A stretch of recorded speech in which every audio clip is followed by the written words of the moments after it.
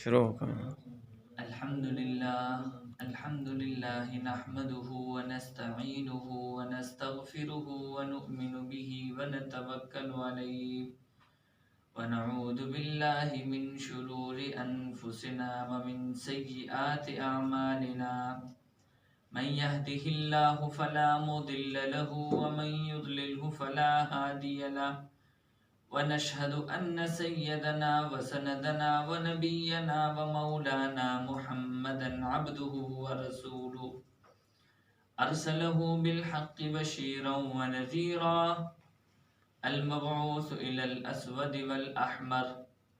المنعوت بشرح الصدر ورفع الذكر وصلى الله عليه وعلى آله وأصحابه الذين هم خلاصة العرب العربا أما بعد فأعوذ بالله من الشيطان الرجيم بسم الله الرحمن الرحيم اليوم أكملت لكم دينكم وأتممت عليكم نعمتي ورضيت لكم الإسلام دينا صدق الله العلي العظيم اللهم صل على سيدنا ونبينا ومولانا محمد النبي الأمي وعلى آله وسلم اللهم صل على سيدنا ونبينا ومولانا محمد النبي الأمي وعلى آله وسلم اللهم صل على سيدنا ونبينا ومولانا محمد النبي الأمي وعلى آله وسلم۔ برادران اسلام، میرے محترم بزرگوں، میرے دوستوں، میرے بھائیوں اور امت مسلمہ کی مقدس ماں اور بہنوں، السلام علیکم ورحمۃ اللہ وبرکاتہ۔ آج ہمارے لیے ایک عظیم خوشی کا موقع اللہ رب العزت نے ہمیں میسر فرمایا ہے، اور رمضان المبارک کا بابرکت مہینہ، خیر و برکت سے لبریز مہینہ یہ ہم سے رخصت ہونے والا ہے، اور ہم سے تقریباً رخصت ہی ہو چکا۔ اللہ رب العزت سے دعا ہے کہ اللہ رب العزت ہماری ہر قسم کی ٹوٹی پوٹی عبادتیں جو ہم نے مختلف شکلوں میں کی ہیں رمضان المبارک کے مہینے میں، چاہے وہ روزے کی شکل میں ہو، یا قرآن مجید کی تلاوت کے شکل میں ہو، یا ذکر و اذکار کی شکل میں ہو، یا تسبیح تحلیل تحمید کی شکل میں ہو، یا قیام اللیل کی شکل میں ہو، جس قسم کی شکل میں ہو، اللہ رب العزت ہماری ان ٹوٹی پوٹی عبادتوں کو اپنے دربار میں، اپنے دربار عالیہ میں شرف قبولیت سے سرفراز فرمائے۔ میرے عزیز دوستو، ہر ایک قوم کے اوپر ایک تہوار آتا ہے، خوشی کا موقع آتا ہے۔ جس طریقے سے ہر قوم میں، ہر مذہب میں ایک خوشی کا ایک تہوار ہے، خوشی کے لمحات ہیں، بالکل اسی طریقے سے شریعت اسلامیہ کے اندر ہم مسلمانوں کے اوپر بھی خوشی کا تہوار آتا ہے، خوشی کے لمحات آتے ہیں۔ حضرت انس رضی اللہ تعالی عنہ اپنے ایک روایت میں ارشاد فرماتے ہیں کہ سرکار دو عالم صلی اللہ علیہ وآلہ وسلم کے مدینہ منورہ میں آنے سے پہلے تمام کے تمام عرب قبائل زمانے جاہلیت میں خوشی کے 2 لمحات منایا کرتے تھے۔ تمام کے تمام عرب اقوام ان خوشی کے 2 لمحات کے اندر، خوشی کے ان 2 دنوں کے اندر جمع ہو جایا کرتے تھے، اور مختلف قسم کے کھیل کود، کرتب، تماشے، گانے بجانے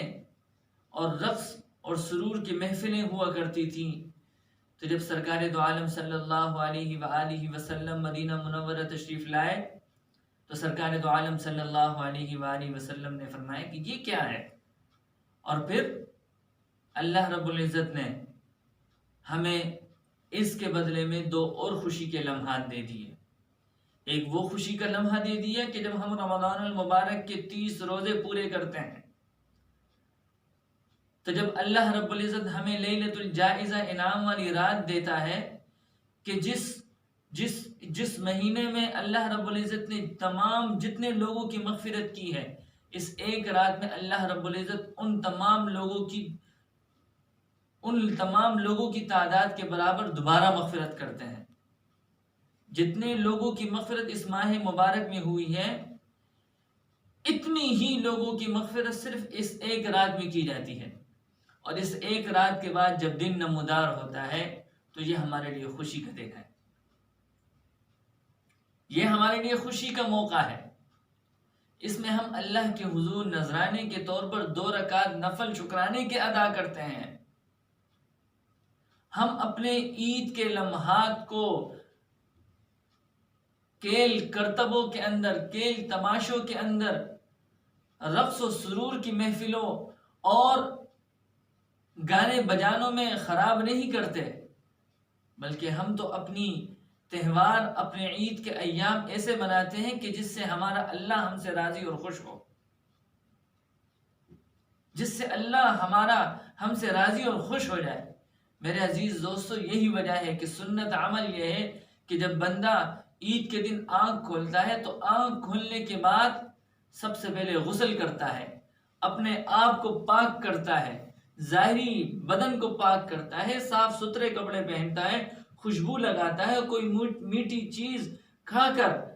وہ عیدگاہ کے میدان کی طرف روانہ ہو جاتا ہے، اور راستے میں اللہ اکبر کا نعرہ لگاتا ہوا وہ میدان میں آتا ہے، عیدگاہ کے میدان میں آتا ہے، اور 2 رکعت نوافل شکرانے کے طور پر ادا کرنے کے بعد اللہ کے حضور دعائیں کرتا ہے، استغفار کرتا ہے، اور جب واپس جاتا ہے تو وہ گناہوں سے ایسا پاک صاف ہوتا ہے کہ جیسا اللہ رب العزت نے اس کی آج ہی کے دن پیدائش کی ہو. تو عید کے ان لمحات میں جس طرح وہ اپنے ظاہر کو پاک کر دیتا ہے، اللہ رب العزت اس کے باطن کو پاک کر دیتے ہیں. میرے عزیز دوستو، یہ ہمارے لیے خوشی کے لمحات ہیں. ایک مرتبہ کا ایک واقعہ ہے، سرکار دو عالم صلی اللہ علیہ وآلہ وسلم اپنے حجرے میں تشریف فرما ہے. انصار کی چھوٹی چھوٹی بچیاں عید والے دن سرکار دو عالم صلی اللہ علیہ وآلہ وسلم کی خدمت میں حاضر ہوئی اور کچھ اشعار گانے لگی. ان بچیوں میں سے ایک بچی کے پاس ایک دف تھا، وہ اشعار کے ساتھ ساتھ دف بھی بجا رہی ہیں. حضرت ابوبکر صدیق رضی اللہ تعالی عنہ نے جب دف کی آواز سنی تو فوراً حجرہ مبارک کے اندر تشریف لائے اور بچیوں کو ڈانٹنا، انصار کی بچیوں کو ڈانٹ ڈپٹ شروع کر دیا کہ ازامیر الشیطان فی بیت رسول اللہ صلی اللہ علیہ وسلم، کہ آپ ان شیطانی آلات کو سرکار دو عالم صلی اللہ علیہ وآلہ وسلم کے گھر کے اندر بجا رہے ہیں. تو حضرت ابوبکر صدیق رضی اللہ تعالی عنہ سے سرکار دو عالم صلی اللہ علیہ وآلہ وسلم ارشاد فرماتے ہیں، دعها یا ابوبکر، دعها یا ابوبکر، ابوبکر ان کو ڈانٹنا چھوڑ دے، ان کو ڈانٹ ٹپٹ چھوڑ دے. ھذا یوم عید، ھذا یوم عیدنا، یہ آج ہمارے لیے عید کا دن ہے، ہمارے لیے عید کا دن ہے. ان کو اشعار پڑھنے دو، ان کو اپنی خوشی کا اظہار کرنے دو. میرے عزیز دوستو، اللہ رب العزت نے اس اسلام کے اندر بڑی آسانیاں پیدا کی ہیں، کسی قسم کی کوئی تنگی نہیں. ہمیں اپنی خوشی کے لمحات کو ظاہر کرنا ہے،